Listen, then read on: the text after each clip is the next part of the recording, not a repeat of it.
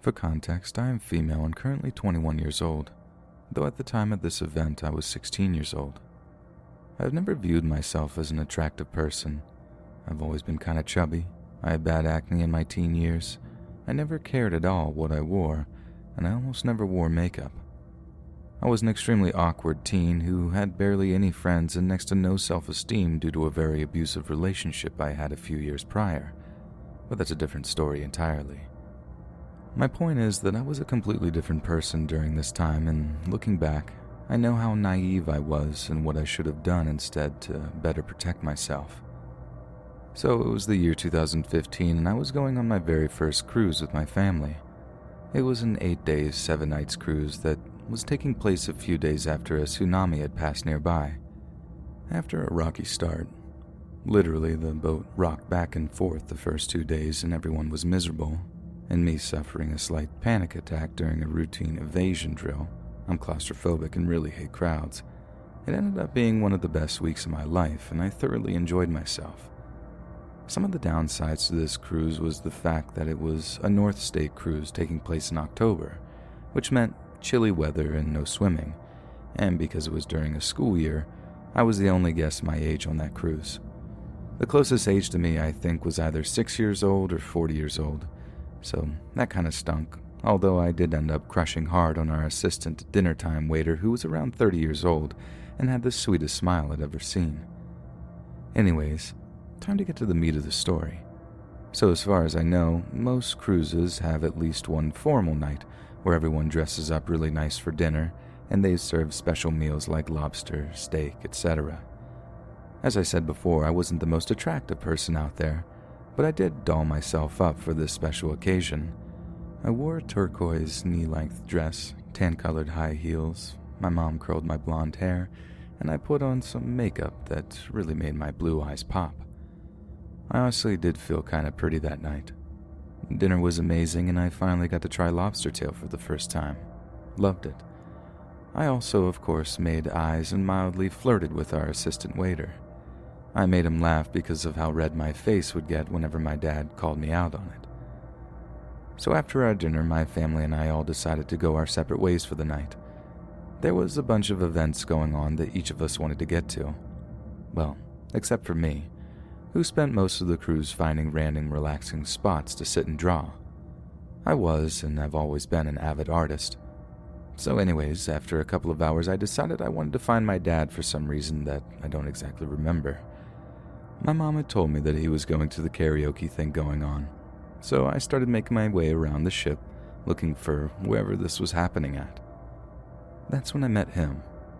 I noticed him staring at me and at first it was flattering.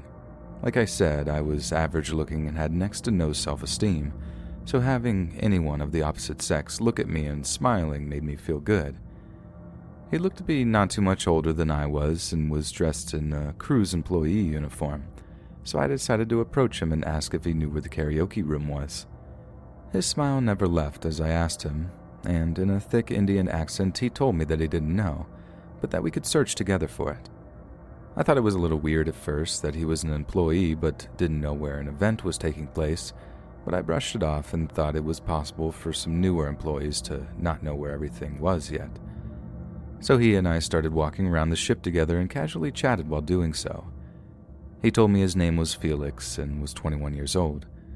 He also, as I suspected, did recently start working for this cruise liner a few months ago. For the record, I did find him kinda cute and liked how comfortable he felt talking to me about his life.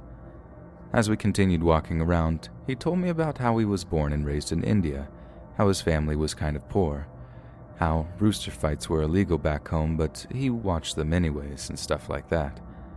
I enjoyed listening to his stories about life in a different country, considering I've never been anywhere but America at this point in my life. We had eventually stopped looking for my dad and were just walking and talking together. We were now standing outside on the deck and leaning against the railing. I admired how beautiful and ominous the dark water reflected the stars. It was as if we were floating in the galaxy. It was completely beautiful. He then started telling me how lonely he was and how hard it is working on a cruise ship and watching hundreds of couples being romantic together while he has no one. I told him that I understood how he felt because I was also single and hated feeling alone. He looked at me and told me he was surprised that I don't have a boyfriend because of how beautiful I was. I blushed and looked away as I told him that most guys back home don't look at me twice, and he was surprised by that. You know that feeling when someone or something is behind you, and you can't see it, but you know you can sense it's there? Well, I felt something behind my head, and when I turned around to find out what it was, before I realized what was happening, Felix's face was right in mine, and he planted an unexpected kiss on me. I pulled back in surprise, and he asked me what I thought about it. I stuttered nervously and tried to think of a reply. Now, yes, I was a naive young person who was always looking positively at people, but I wasn't completely stupid. This was a 21-year-old stranger who was flirting with a 16-year-old girl. I also had the sudden realization that no one knew where I was or who I was with. Before I could even say anything, Felix started telling me how he knew of a couple of spots on this ship where we could be alone to do things together. I started panicking and really wanted to get away from him. Now, another fault of mine is that I'm way too nice for my own good, and I'm always afraid of hurting people's feelings or coming across as a mean person, even when I'm clearly in a dangerous situation. I'm still too friendly to everyone now, but nowadays, I have much more of a backbone and wouldn't have a problem telling someone like Felix to kindly screw off. But as I said, I didn't have that confidence back then, and I had no clue how to get out of the situation. Felix put his arm around my waist and started guiding me toward one of the areas he was talking about. I started stuttering. Maybe we shouldn't. We just met, and we might get caught, and you'd be in trouble, and my father might be looking for me. I know that sounds dumb, but I was trying to make him think of ways where this could be bad for him, so it seemed like I was trying to look out for him. Don't judge me too harshly. He told me not to worry about it because people mess around with staff sometimes and their boss never finds out. That only made me panic even more. He leaned in for another kiss, and I stupidly let him because I was scared of making him angry. After the long, uncomfortable kiss, I slightly turned away and told him I just wanted to keep looking at the night sky. He insisted that we should start messing around because we don't have much time together. I tried to hold back from crying at this point. And by the grace of the good Lord above, my phone suddenly made a noise, and I noticed my father had texted me asking where I was. I tried to mask my relief, but I immediately told Felix that I had to get going because my dad was wondering where I was and that he was very protective of me. Felix showed his disappointment to me saying that, but then he asked me for my phone number. My heart sank and I gave it to him. Again, stupid young female who doesn't know how to say no. I'm aware of how foolish that was. It was a good thing I didn't give him a fake, though, because he immediately texted my number to prove its authenticity. Once I thought he was satisfied, I started saying goodbye and walking away. He grabbed my wrists and spun me back toward him and asked for a hug goodbye first. I sheepishly agreed and gave him a light hug. I wanted to start crying when he squeezed me tight and pulled me against his groin and asked if I could feel it, if you know what I mean. I quickly stepped away and sped walked towards my hotel room. I made sure he didn't follow me, and once I was safely inside my room, I hopped on my bed and started crying. Of course, I couldn't tell my parents about this because I would be in trouble for putting myself in this situation, or so I thought. I promise my parents aren't really like that. I know now that in reality my former Marine father would have tracked Felix down and let him know to never touch his daughter again. A few minutes into my cry, and my phone vibrated with a text from an unknown number claiming it was Felix. I wanted to block him immediately, but again, stupidly, I was afraid that would anger him and he would somehow find me. So I answered him and we talked for a few minutes. We kept talking about how he wanted to see me again before I left the next day, which at this point I repeatedly thanked God for, and I kept telling him that it just wasn't possible because my parents didn't want me leaving my room for the rest of the night, which was a lie. I did eventually end up leaving my room and asked an older female employee where the karaoke event was, which she immediately took me to. Side note, the room was literally 2 hallways down from where I first found Felix, and I kicked myself for that later. I found my dad and didn't leave his side for the whole rest of the night. Luckily, I was able to enjoy the rest of my night dancing around with my father, and I did hide around him whenever I spotted Felix walking around, who was making it obvious that he was looking for me. I know the story isn't as scary as the most on here, but at the time, it was terrifying to me, and my own kindness could have got me into a very bad situation. The moral to my story is that everyone needs to be careful when going on cruises or other types of vacations.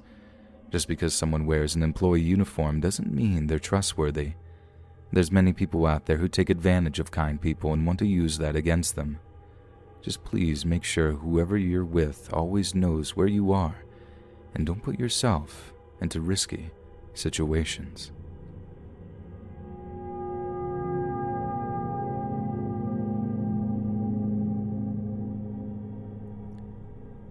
I had just finished my freshman year in college at West Virginia University. Let's go Mountaineers. I had just moved out of my dorm room and same day moved into my first apartment that was on the first floor of a 3-floor apartment building. They only make you stay in dorms your first year because of overcrowding. I, being recently cheated on, decided I would hop back onto Tinder and see what was out there in a college town over the summer. I spent that night swiping away when I got in a match with this guy named Chad. I remember I looked at his profile a little longer than others, mostly because he wasn't 100% my type from first glance, but I was generally so bored with all my friends home for the summer. I put my phone down and didn't think much of it after seeing we had matched. The next day at around 5 p.m. I was just scrolling on Instagram when I remembered I created that Tinder account. I decided to go back onto the app, not thinking I would have any messages, when I realized that I didn't have my notifications on. That's why I didn't see any notifications. Honestly, just thought I was ugly. Well, by my surprise, I had a few different messages ranging from the typical corny pickup lines to the GIFs. I went through answering, not really putting much thought into my responses, normally just a lol or hey. Most of the connections just fizzled out like they do on apps like Tinder. It was only then that I noticed that one guy was replying almost instantly after I would answer. It was Chad. Chad was your typical Tinder profile. Selfie very awkwardly angled, a dog, and of course the shirtless picture. I was honestly just very bored. He was kinda cute and just gave me something to do. I don't remember word for word of the conversation, and since this I deleted my Tinder account and app altogether, but I do remember him being very nice. He offered to hang out and I declined at first, but he was very persistent. I wasn't in the mood to meet someone new. He was just fun to talk to at the time.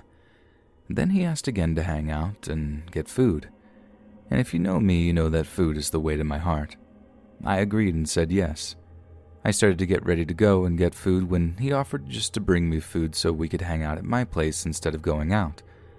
I said sure because I genuinely didn't want to leave my house. Very dumb. Always meet in public locations. Chad picked me up a personal-sized pizza and didn't get anything for himself, which I found odd, so I didn't even eat any of it and just told him I would eat it later because I wasn't as hungry as I thought I was. We watched half a movie and made brief conversations before it started, and I told him I had just started my new job at Claire's at the local mall. This is important for later. Before I made an excuse to get him to leave, claiming I was too tired and had to work in the morning. I kinda just forgot about him and kept on messaging guys on Tinder when he hit me up a few days later wanting to hang out again, and I politely declined. He kept texting me and blowing up my phone altogether. It had been about a month later and I had started dating my ex, Austin. He always found Chad super creepy and a threat to the relationship, so he had me block him on everything. So I did.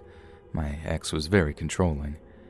The only thing I had forgotten to block him on was his physical phone number since we had moved to communicating mostly on Snapchat. I got a very angry text a day after blocking him on Snapchat and Instagram. He was really upset that I had blocked him and demanded answers. I explained my boyfriend didn't want me talking to him anymore and requested that I block him. He became angry because I had not told him I was seeing someone. Mind you, I hadn't seen him in almost a month, and I was only dating Austin for a week or so at this point. I said I was sorry and that I wouldn't block his number in case he ever needed to get a hold of me for one reason or another. Austin and I were a very short-lived relationship where I ended up walking in on him in bed with a girl he always told me not to worry about. I texted Chad to vent about the whole situation, and that was what I thought was the end of us knowing each other since I hadn't heard from him for the rest of that month. I went to Florida for my cousin's wedding, and when I came back, I came to find out by running into him that Chad had moved into the apartment right above mine and into the room directly above mine as well. It's a 4-bedroom college apartment set up to where you rent your individual room and share a common area and kitchen. I thought it was kind of strange, but I didn't think too much into it. I had started seeing this other guy I met on Tinder named Zach not too long after returning from Florida. Zach and I were just starting to get to know each other when I started getting texts from Chad again asking to hang out and if he could cook me dinner this time. I just brushed them off, not thinking much of them and politely declining and explaining I had a boyfriend. He then proceeded to get upset again that I had not informed him of my new boyfriend. This is where I started to get very annoyed, and I told him we were neighbors. That's it. Nothing more, nothing less. And he stopped replying. That's it, right? Weird Tinder guy moves into the room above yours, right? I wish. I started noticing some very weird things. When I would leave my room, I would always shut the door behind me because I didn't know my roommates too well at this point, so it was just a habit. As soon as I would shut my door, I would hear his door shut. That's the first thing I noticed that I thought was strange. But then I realized that every time I would leave my apartment, he would be out in the balcony. I would shut the door to my room and I would hear his door shut. Then I would shut my front door and I would hear his balcony door shut. Every time I would walk to my car, I would try not to make eye contact and just pretend I didn't know he was even there. But every time he said the same thing. Hey, neighbor. This went on the whole time while I lived there. He slowly stopped doing it as much, but still here and there would do it. He always stared down Zach every time he walked into my apartment with me. Then, about halfway through my sophomore year of college, I finally realized that I was being stalked. These next few events I'm about to describe happened over a few-month period of time, so it took a while to connect all of them. I started feeling like I was being watched for a while. Honestly, just thought I was being paranoid, but then there was one night that freaked me out like no other. I was sitting in my room. Remember, I lived on the first floor of the apartment building, when I started hearing whispering. Not talking, whispering. I thought at first it was just one of my neighbors, but I quickly realized it was too soft of a voice to penetrate the walls of the apartment I was living in. I started freaking out, and I turned off all of my lights to realize that there was a figure standing outside of my window, whispering to itself. I quickly shut the blinds and forced myself to go to sleep and pretend it didn't happen. I later found out my roommates had seen the person standing outside my window, but never told me because they didn't want to freak me out. I didn't think much after that because it never happened again, or so I thought. I later found out from my roommates that they had seen someone outside my window on multiple occasions, but never told me, and when we went out to my window, we realized my window screen had been removed. The next event happened when I was working at Claire's. When I arrived to work, my assistant manager seemed very on edge, and I asked her what was going on, just thinking her and her boyfriend were having issues again. She tells me that she has to wait to talk about it until there isn't anyone in the store. We assisted in helping customers for the next hour or so until the store finally had no customers. She then proceeds to tell me there was a really weird call this morning from a guy acting very strange. This guy had called on the store phone to ask about our return policy, to which my assistant manager told him our policy was 30 days except body jewelry. He said he didn't have any body jewelry and said that then you should be totally fine to return, just bring in your receipt. He said okay, and that he's on his way to the store right now. She said, okay, sir, we'll see you soon then. He then tells her he wants to make sure he knows how to get there. This is important for later, and asked her to stay on the phone. She gave him directions once he got into the mall because she was the only one in the store and had customers to take care of. He then asked what time we were closing tonight, and she told him we close at 9 p.m. She insisted she had to get off the phone, and he asked her just a few more seconds, I'm almost there. She heard a tapping, and he asked her, do you hear that? And she said yes, and he said good. He was pleasuring himself while on the phone with her. She demanded that she had to get off the phone, to which he said, "You did such a good job, baby girl," and hung up. Remember, the guy said he was on his way to the store, so why would he need to know when we closed unless he wasn't actually on his way and just wanted to know what time I would be leaving the store? Hearing that freaked me out because anyone who knows me knows that I close on Tuesdays and Thursdays by myself, including Chad. We notified security of the weird call, and I went about my shift as normal, but just kept an eye out on my surroundings. We didn't get another call for a few weeks, but when we did this time, I was actually in the store with my manager. It had just hit 9 p.m. and I was closing the gate to the store when my manager picked up the ringing phone to only hear heavy breathing on the other side. I begged her to give me the phone because I would have been able to recognize the voice, surely, if it was Chad. She refused. We hated each other and just hung up instead of handing me the phone. I was very upset because at this point I had felt like something was up involving me, but I didn't know what at this point yet. The next event is a small event but shows his dedication to just me, and it happened in November. Zach and I had taken a break, and I decided as always to put myself back out there and see what was out there and where would I do such a thing. Of course, Tinder. And of course I stumbled onto his profile again, and he had super liked me. At this point I had not put two and two together that he could have been the one who was stalking me and harassing me, so I swiped right to be nice just for him to hit me with that same line, "Hey neighbor." The next event is the event that finally made me go to the cops after being stalked and harassed for almost a year at this point. I had gotten ready for a night out with one of my guy friends, Sean. Sean came over to my house before we went out to the clubs that night. I didn't want to drink, so I decided to drive us down. As we were leaving my apartment, there was Chad. "Hey neighbor," Chad had said as I was walking with Sean to my car. We get to the club and have a lot of fun to the point where I didn't even think about Chad. I take Sean home and I go home. I woke up the next morning to a flat tire. Now I live in West Virginia where the roads aren't the best, so I just assume I hit a pothole. I put on my donut tire that you can only use for less than 100 miles and I drove my car to the local shop. The lady takes the keys to my car and pulls my car in and starts working on it. She then comes walking in, and I was thinking that was pretty quick, but she wasn't done. She came in to ask me a question. "Now who did you stab in the back?" "Excuse me?" I asked her, surprised. She then repeats herself. "I'm asking you, who'd you make angry?" I replied saying, "No one that I was aware of. Why?" She then proceeds to tell me, "Somebody slashed your tire up.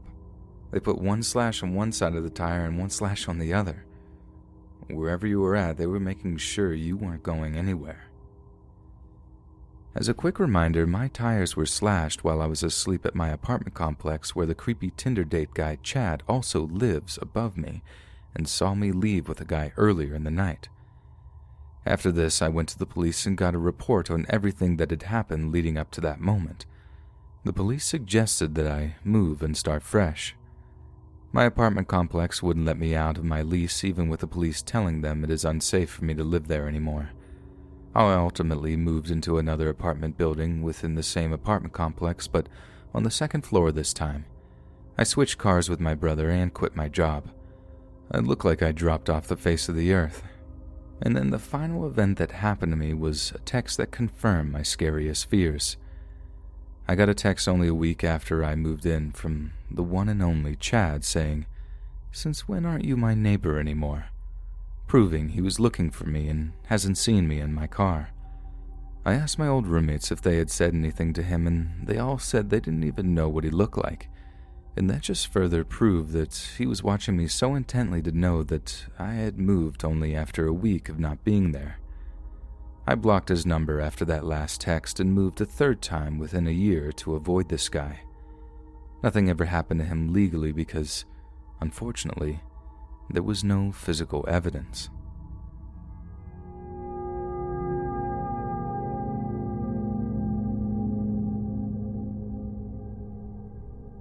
I have been helping deliver newspapers since my dad started as a carrier when I was 6. Eventually, my dad was given his own distribution center, so when I turned 16 and got my license, I started doing them on my own. Most of the people in the depot have been there for years. They've watched me grow up, and I consider many of them an extended part of my family. We spent every holiday together. The newspaper never had a day off. Countless birthdays. But there was one guy who always gave me the major creeps. I was about 14 when he started, I think. I used to hang out in the back office with some of my other friends as the years went on, and he always hung out back there because he was also friends with these people. At least that's what I thought. One of them recently told me they only tolerated him. I never spoke to him because something just felt really off about the guy, but nothing happened until last year. I moved home following my graduation from college. I was already having a hard time readjusting because I no longer had any friends in the area and I was missing my college town. Creepy guy that I'll just call B started hanging around me a lot. He had a weird man crush on my dad too, always buying him extra gifts for birthdays and holidays, sucking up majorly. I did my usual nice greeting, keep to myself stuff. But then he started buying me gifts for no reason. My mom told me to just keep them because it was all stuff I liked, Marvel and cat-themed things. That was probably my first mistake. He started acting like we were BFFs and coming out to find me while I was sitting in my car and talking about how I deserve so much more than being trapped here at the depot, and that he will do whatever it takes to get me out of here because he really cared about me and I deserve so much more. I never really acknowledged it because I thought it was really weird, and I thought if I just kind of nodded quickly he'd go away. This went on for weeks. Then he started texting me, telling me to sleep well after work and just being generally really creepy. I should probably mention I was 22 at the time and this guy is well into his 40s. I started avoiding him and he kept leaving things on my bench. I came in one day and there were cat posters taped along the back of my bench. I kept taking them down, but they'd be back up the next day. When I started avoiding him, he made a Facebook group chat with me and my dad complaining about every little thing and just being a major jerk. He made a really rude remark about my friend who was visiting from Germany, so I blocked him on Facebook because I wasn't going to deal with it anymore. B made a new Facebook and remade the group chat just to keep doing it. I went away for a while on a vacation to visit my childhood friend in Washington, and when I got back, he was calling me by my full name, which I absolutely hate. I was tired and jet-lagged, so I went off on him, and he whipped around and blew up 3 times worse, telling me I was all these terrible names, and I thought I was so perfect because I was the boss's daughter, and there was no one there as perfect as him. My jet-lagged brain broke down after he walked away. I'm glad I held on till he left, but I stormed out to my car and told all my guy friends to keep him as far away from me as possible because I was so fed up. He started texting my brothers, asking if they were on his side and if they had his back over mine. My roommate, who was a guy, started getting threatening texts from him about wanting to fight over me. Everything was spiraling out of control. My dad made us sit down at the local Denny's one morning to work everything out because he was so sick of B blowing up his phone. When my dad was there, things were fine. B said he wasn't mad at me, but I was just the catalyst the day of the fight and whatever. My dad left to pay the bill, and suddenly B's attitude changed. I was in the wrong, and treated him terribly, and all he ever did was love me, and I treated him so poorly. He kept trying to hold my hands over the table, telling me he loved me over and over.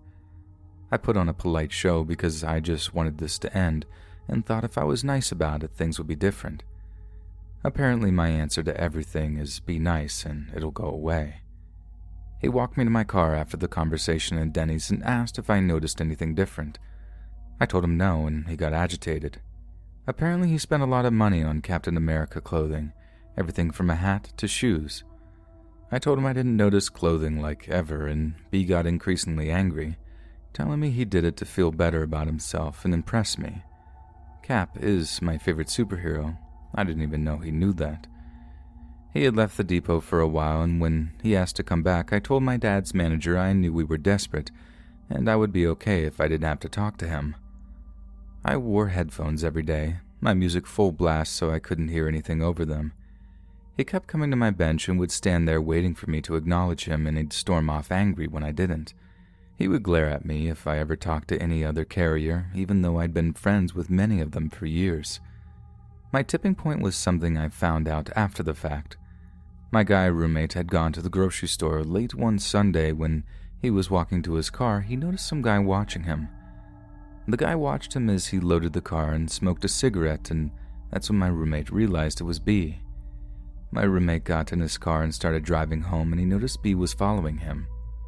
He tried taking several wrong turns, and every time B followed. My roommate called his friend and said he was coming over, and when he said so, to open the garage to make it look like he lived there. When my roommate met his friend in the house, he told him everything, and they watched him drive by the house 8 times before leaving. No one called the police. I feel like that was the only thing that justified calling the police, because the harassment and stuff couldn't justify police action. I knew that from years of watching crime shows, and I was angry when I found out that no one called. I told my dad I wanted him gone. I couldn't take it anymore. Texts are easy to avoid, but now he was stalking us to try and figure out where I lived, since I wasn't living at home but renting a house with my brother and our friend. I spent months watching over my shoulder whenever I went to the store, worried he'd follow me home. After, he started going to my parents' house a lot because he knew where they lived, like he was waiting for me to be there one day. No one was taking this seriously. The gifts continued, and my mom kept telling me it was free stuff and to just keep it. But the gifts always came after something bad, and it was feeling oddly like an abusive relationship. Oh no, you're angry? Here's a gift to make you forget and like me again.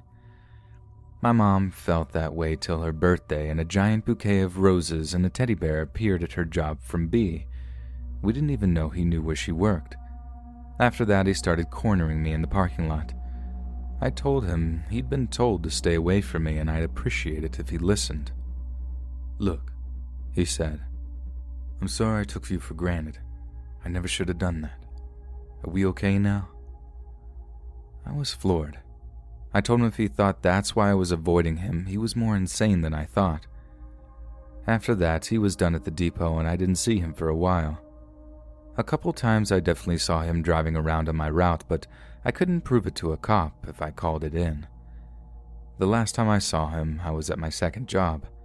I worked in a music store at a local mall. I was messing around with my coworkers when I turned around and saw him watching me from our hip-hop section. My stomach dropped. I almost collapsed and I started panicking. I ran him back and told my coworkers. They agreed if he asked they didn't know who I was and I could stay in the back till he left. I was a manager, but I didn't think I could actually kick him out because he was just watching me. My coworkers said he was there for almost 2 hours just wandering around. Never bought anything. It was like he was trying to wait me out, figuring I had to go back out front eventually.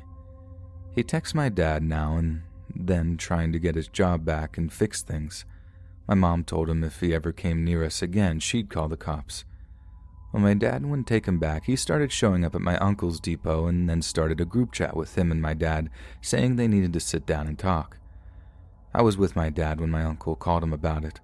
My dad called everything a misunderstanding. I said I didn't classify stalking as a misunderstanding. That day he came to my other job, I decided I was moving back to my college town 3 hours away. Home no longer felt like home. I didn't feel safe going anywhere. I still worry one day he's just going to show up in my new city. I transferred to the music store there. I had worked with these people my senior year of college, and they have looked out for me even after I moved. They all know the story, and I know they would all fight for me if it came down to it, so I feel safe, but I still panic when we walk to our cars after dark and have to check the parking lot to make sure he isn't there. It's been almost a year, and all I can say is I hope I never see him again.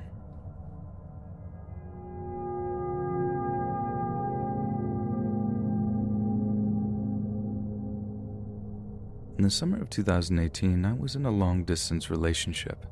Not that long, he only lived about 4 hours away. It was pretty serious, but also pretty new at the time. My boyfriend, who had driven those 4 hours to see me on every break we had from school, essentially begged me to come visit him at his grandmother's house. I didn't have a car at the time, but I really wanted to impress him and show my dedication to the relationship by going to visit him. So I dropped some coin on a Greyhound bus and was excited to meet up with him. At first, everything seemed fine. I took a seat at the back of the bus because I really didn't want to speak to anyone, but the bus was pretty full, so inevitably this guy sat down next to me. No red flags, just seemed like a regular guy in maybe his late 20s or early 30s, so I put my earbuds in and just ignored him. Before I continue, I'd like to highlight some character flaws of mine at the time that this happened when I was 18. I was an extremely non-judgmental person and tended to see the best in people, even to a fault. This tends to land me in a very bad and sometimes dangerous situations. At 18, I simply didn't know any better and kind of overlooked potentially concerning actions. There was a guy in the seat in front of us who was non-stop talking, to no one in particular, but he was facing a girl in the next set of seats across from him. Again, I didn't want to judge. Maybe he had some type of mental problem he couldn't help, and he wasn't doing any harm. So I ignored him too and continued to stare out the window, listening to music. That is, until he turned around and stared at me. Now, I might have been naive, but not stupid. A chill ran through my spine as I made eye contact with this man. He had these cold, callous eyes, and his skin lacked so much saturation it looked like he'd been covered in dust. I take out my earbuds, and he immediately turned to the guy next to me, and they engaged in conversation. I was really set on edge when I overheard them discussing how they were both ex-convicts that recently got out of prison. Remember me being non-judgmental?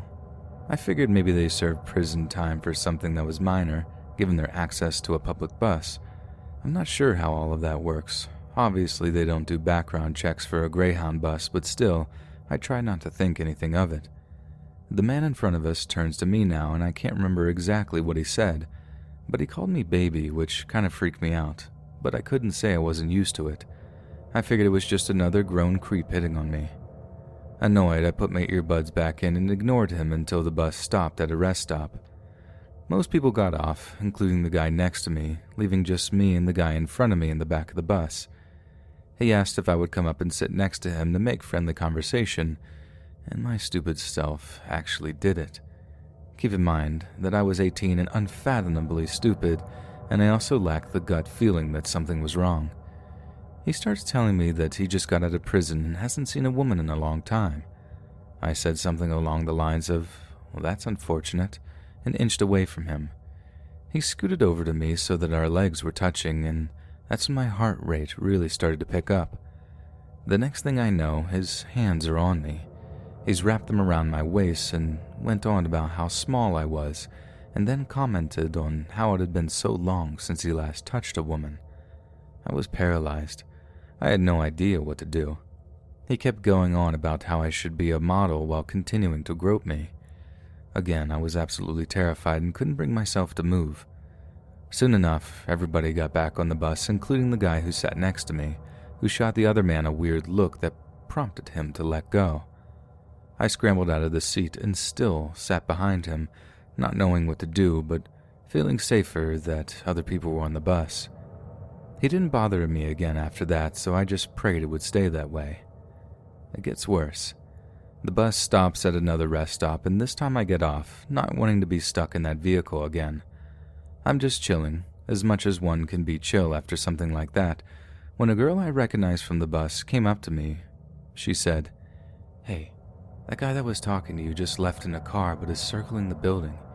He keeps leaving and then coming back. I'm sorry I didn't say anything earlier."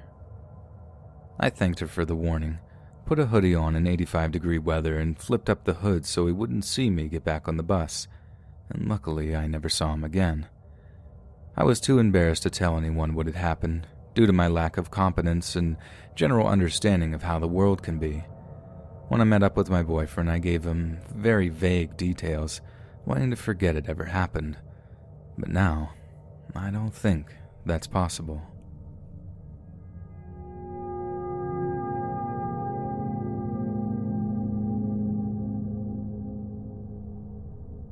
Have you ever jumped from the roof of a 2-story building?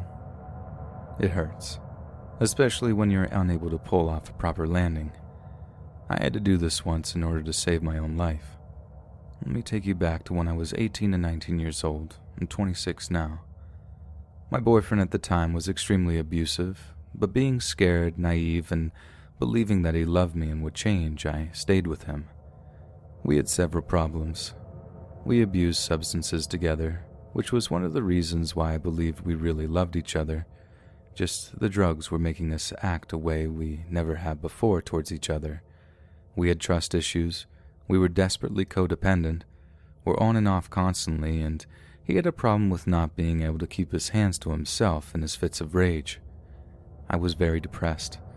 My family and friends didn't want anything to do with me for obvious reasons, but he made it seem like I couldn't have friends anyway or even talk to anyone without his knowledge. He would check my phone when I slept. He would interrogate me. When I had a job, I worked in a place that had horrible phone reception. If I didn't return his text fast enough, or if the text didn't add up, because of the reception and the fact that he wouldn't receive my text in order, he accused me of texting someone else I was cheating on him with and would threaten me.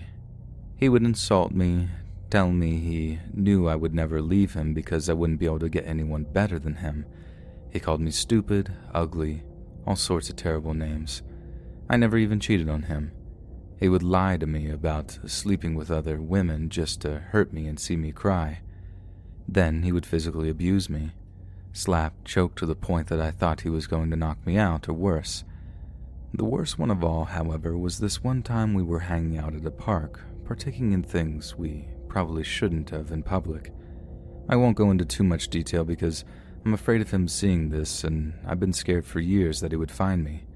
I literally have nightmares about him finding out where I live and showing up at my house. I wake up drenched in sweat, and I'm actually sweating typing this right now. So we're at the park, and for some reason to this day I still can't fathom why, he starts hurting himself right in front of me. I freak out and tell him I'm going to call an ambulance for his own safety, and he just takes off running. About 10 minutes later, a police car and paramedic shows up, and he's nowhere to be found. I told them the general direction he ran in and apologized for wasting their time. Maybe about 20 minutes later, he calls me. I answer, and he's just screaming at me. "Why would you call the cops on me?" I apologized profusely, trying to explain through my tears that I was deeply concerned for his safety and that I hadn't actually called the police, that I had called an ambulance and didn't know the police would also show up. I'm crying, begging him to tell me where he is.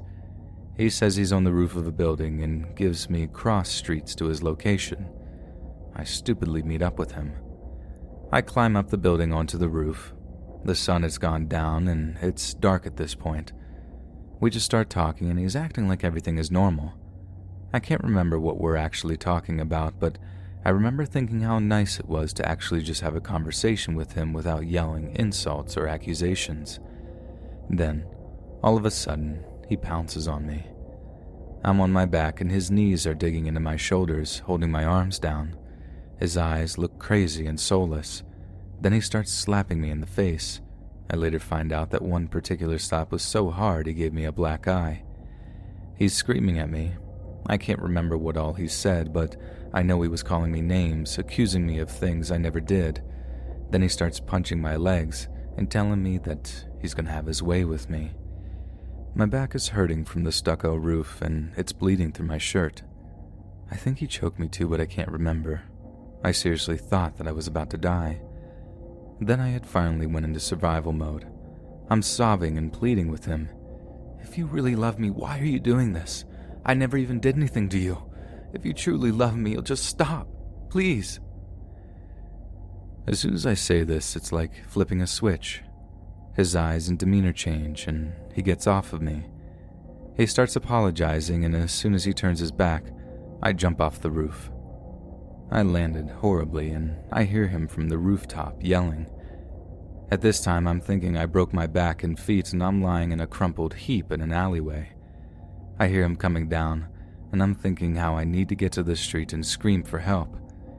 He's getting closer, trying to help me up, and while dragging myself army style to the road, I scream as loud as I can for him to not touch me. "You just tried to kill me." I see a man on the sidewalk across the street. I yell to him to please help and call the police. I'm guessing he did. I think I kind of blacked out at this point, but I remember seeing my ex run off with my purse in his hands. I went to the hospital and the police caught him a couple of hours later, and from what I heard, he put up a pretty good fight with them. It's been so long now that this story feels like a bad dream. I can't believe this actually happened, but I am grateful I survived. Needless to say, I've been clean for several years. I have my family, friends, and life back. I am married now to a wonderful man who would never even think of hurting me. We have a couple of children, and I love my life. To anyone out there in an abusive relationship, please, get out while you can. Nothing is worth risking your life every day with a lunatic, and there is someone out there who will love you and not take you for granted. You're worth so much more.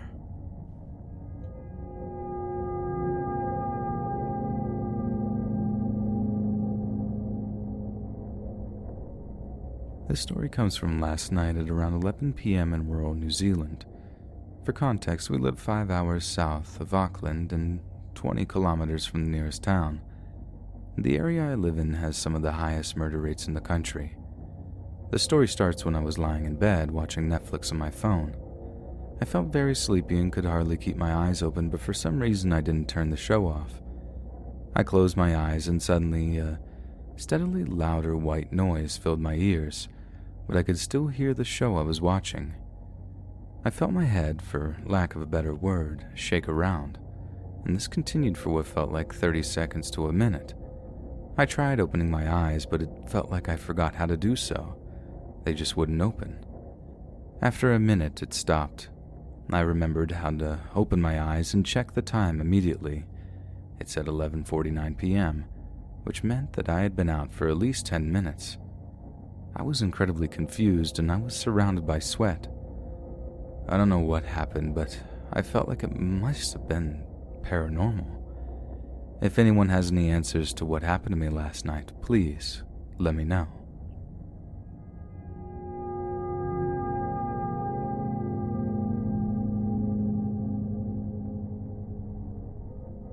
This first story happened to my friend who was in 6th grade at the time, and for privacy reasons I'm going to call her Macy. Macy lived about a 5-minute walk from the elementary school she attended and always walked to and from school. To get to the school, she had to walk along a sidewalk which was right next to a small group of trees that obscured some small houses. The road leading to the houses was one that branched off of the main road and let back out onto the main road. This day she was walking home when someone whispered, "Hey." She turned around confused, thinking maybe it was just another kid from her school. When she saw nothing, she shrugged her shoulders and continued to walk home. Less than 2 seconds later, she heard it again, and now very frightened, she turned around again. This time, she could see 2 eyes peeking out from behind a tree. Macy, being someone who was always taught stranger danger, yelled for the person to leave her alone and picked up the pace home. The person stepped out from the tree, and when she threw a look over her shoulder, she could see it was a disheveled man. Tall, scraggly, and very, very thin. He was wearing a ripped plaid shirt and dirt-covered jeans. His tired blue eyes and yellow teeth created an image that would forever be burned into her mind. In his hand was something shiny, and she knew it was a knife. She had no idea who the man was and why he wanted to attack her when many kids walk this route. Macy had left late because she was in the school choir, which rehearsed after school. "Come here, little girl." Macy's heart began to race as she took off, not wasting another second. She didn't turn back around, but she could hear pounding footsteps. She arrived at her apartment complex and ran into the main office where she had made friends with the secretary. She ran right up to the secretary, hiding behind her desk. The secretary, very confused, asked what was wrong, and after catching her breath, Macy explained. The secretary called the police and she made a statement, but as far as she knows, nothing ever came about to the man. But just this year, now a sophomore in high school, she read an article that was dated a few years ago about a man who had been arrested for kidnapping a young girl in an area nearby her old elementary school. The man's face was burned into her mind, and she just knew it was the man, even if she didn't have any proof.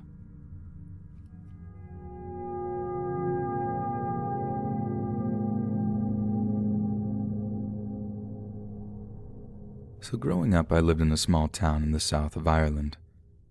A kid lived in my neighborhood, and we absolutely couldn't stand each other as children. Let's call him D. We didn't talk at all for years, and then, as we got older, we actually became best friends. We got closer and were pretty much inseparable. We did everything together. At the time, we both had some issues going on, and we bonded a lot over that. It being a small town in rural Ireland, there wasn't a whole lot for teenagers to do. We had a small enough circle of friends, and we generally just hung out in the park or walked around town to pass the time. There was a spot down a field across from the park with a little river running beside it that had a rope swing hanging over it. If we got good weather in the summer, we'd go down and bring a couple of towels and just hang out, although we hung out there almost every day anyways. One night I went on a walk down to the swing and called him to come and meet me.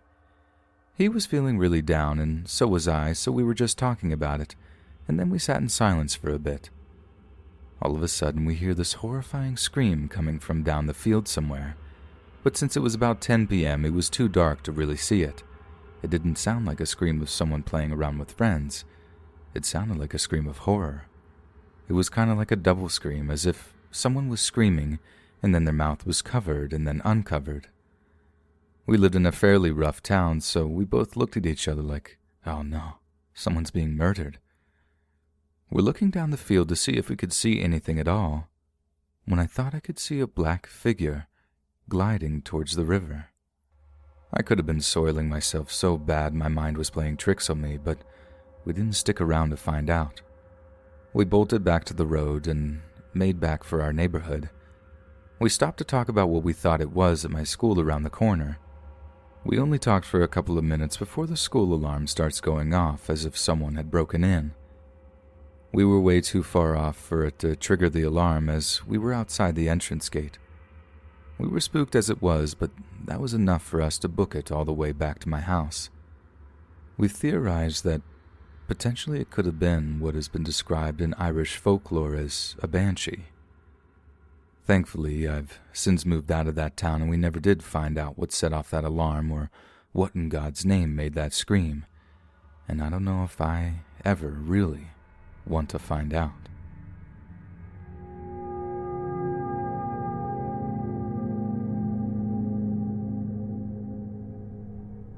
This all happened last night, and I have to tell someone. This all takes place last night at my parents' house in Wyoming. It was probably around midnight, and I woke up from a deep sleep. My mom was visiting my grandmother for the week due to the virus, and my dad had gone out earlier that night. Anyway, it was late at night, and I started hearing noises coming from the hallway. It wasn't regular noises like the house settling. It was rhythmic, like knocking on a door. But instead of a knock, it was a loud, soft creaking. I tried to ignore it, but eventually I started to hear haunting voices calling out my name. Chris. Chris. It was getting louder.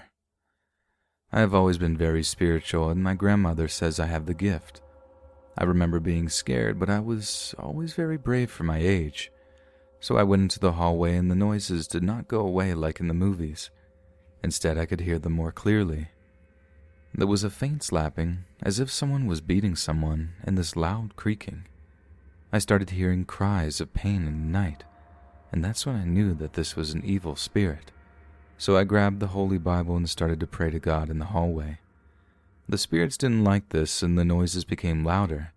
They started cursing and shouting harder, and I could hear the beating getting harder, so I knew the ghosts were angry. I have always been smart for my age and remembered what I had learned on a documentary about ghosts. The thing is that they don't like water.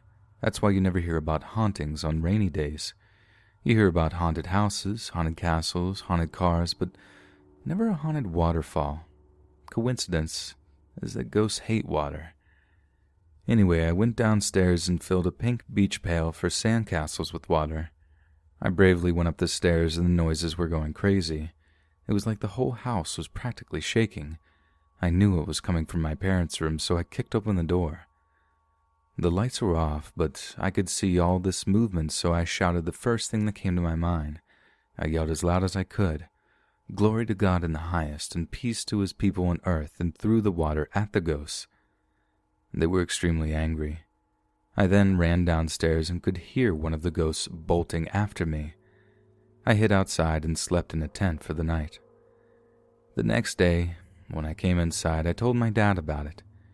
He got very quiet and started telling me about how he was hoping I would be a little older before he had to confirm about the ghosts to me. He said that the ghosts had been haunting our family for generations, and that he knew I was special and would start hearing them. He said he wasn't home at all that night and didn't come home until the morning.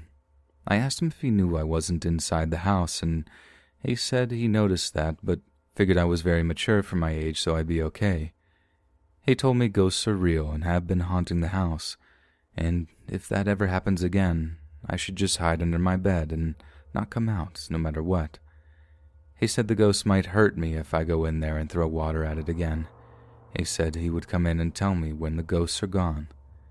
He told me not to tell my mom when she came home because he didn't want to worry her about them. I finally feel accepted by my dad for being mature enough to be entrusted with this secret, and I hope I can protect my mom from them.